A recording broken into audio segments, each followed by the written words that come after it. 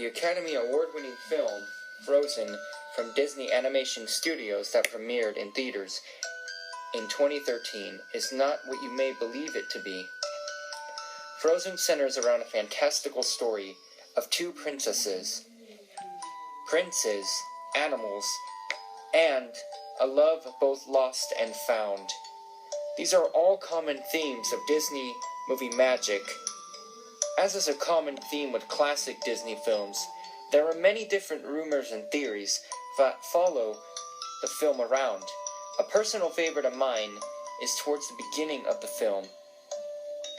Anna, the princess whom the film centers around, is killed by Elsa's ice abilities.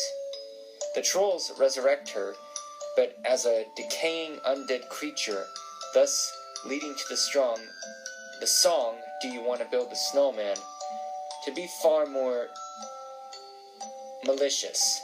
Anna asks to be let into the room with Elsa, begging and pleading for many years in. She even resorts to killing their parents, knowing Elsa can only sit in her room, listen, and cry. This is one of my favorite theories. However, it loses its validness.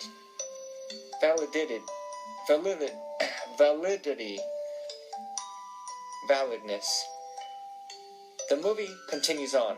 Elsa and Anna meet again during Elsa's coronation ceremony. Anna continues on her journey to save Arendelle.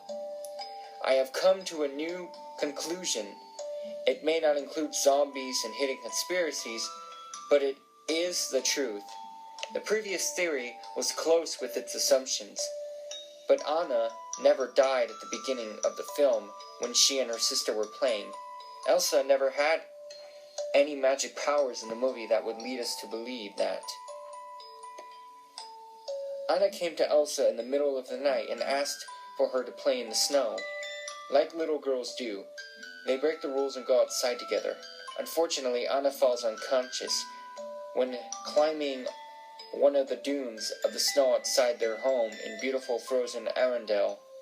Anna's mind piecing together what makes sense for her as a small child, saw her parents take her to the trolls instead of a hospital. The doctor told her parents to keep Anna's condition a secret from her and let her enjoy it as is, and without worry.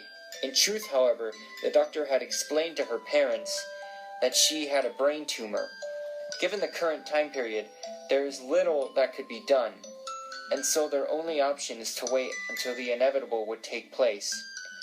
Anna would never know, but Elsa, the older sister, understood and blamed herself for the tumor's discovery.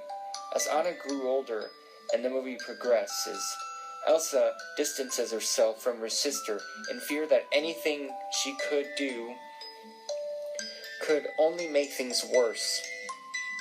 This is until she is forced to come out of her room for her coronation as Queen of Arendelle.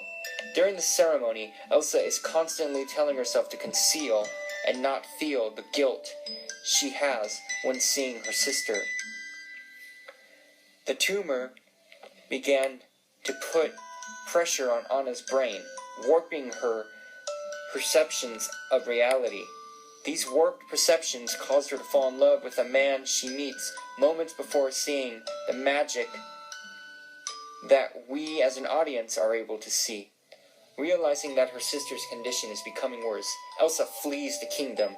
She is unable to cope with the reality before her. At this point, the snow begins to fall, freezing Arendelle in Anna's mind, but in reality, the snow is simply a fuzz that belongs to cloud Anna's mind, that begins to cloud Anna's mind. Anna sets out for her sister when Hans stays to guard the kingdom. Hans, in an act of love and sympathy for his new fiancée, agrees and begins to care for the people in the absence of their government figures. For the rest of the film, we view Anna's dreams, while in her coma, filled in what she believes to be the next logical steps to her delusions. All the while, her snowstorm finally grows thicker and thicker. Finally, As a form of understanding, she starts to see her condition as a magical one and consumes her one that consumes her heart. Anna's body feeds signals into her coma, including mind forcing her to feel colder as the end becomes closer. Outside of her coma, Kristoff helps Elsa and Anna back to the kingdom. Elsa relieves Hans of his responsibility, but leaves him grief-stricken and heartbroken at the state of his fiancée. Unfortunately, however, Anna would never know it. The three, now brought together as friends, are forced to watch on as Anna slowly passes away. In the end, Anna sees herself turned to solid ice, clearing the snowstorm and giving her a moment's clarity. She sees her sister in tears, Hans in awe, and Kristoff still running to her side to go aid her. Just as they are by her bedside, unfortunately, she is freed from her perceived to be an ice-like form and sees the sunrise. This symbolizes what we have come to call a light at the end of the tunnel, or what scientifically known as electrical impulses behind her closed eyes, signifying brain death. This is not entirely as depressing as you think. A good part to the story is that she still gets her happy ending and gets everything she asked for. That is still what we always want out of a Disney movie, even if the reality is that Anna left behind is now filled with grief and the constant question, what now?